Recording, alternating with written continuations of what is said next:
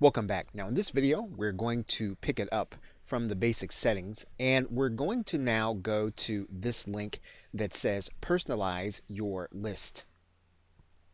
Now you'll recognize the company branding that we did when we set up the list. You'll recognize the website URL.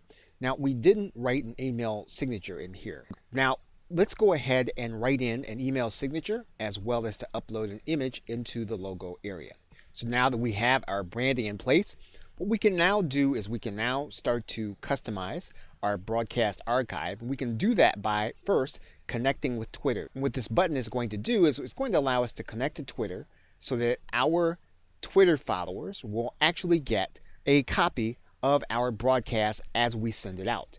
So all we have to do is click this Connect with Twitter button and it will integrate with the Twitter account that we currently have open.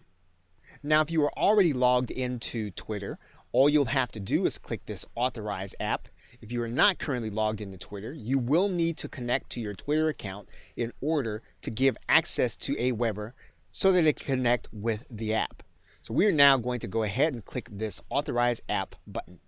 And so now our Twitter account is now connected to our broadcast archive. We can do the same thing using Facebook.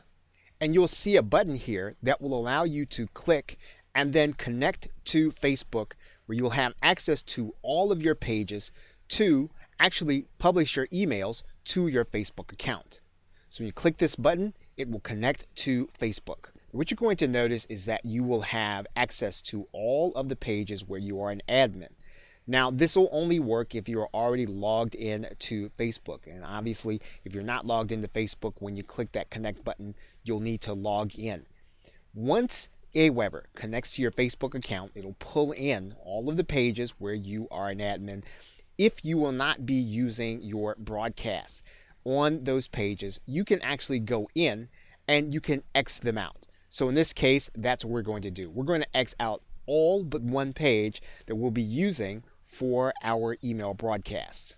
But once you have that connection, you're going to want to make it your default Facebook post. So what will then happen is that you will have the opportunity inside of all of your broadcasts to post them automatically to this Facebook page. Now there are a couple of other settings that we'll want to take a look at for our broadcast archive.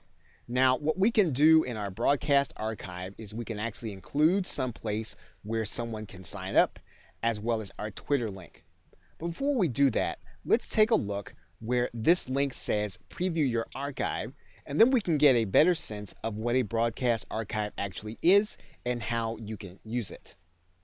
And you'll see here that the email broadcast archive is a page that's hosted by Aweber that will have a number of your broadcast emails, and you will be able to determine which of your broadcast emails actually go into this broadcast archive, and you'll actually see that in a later video.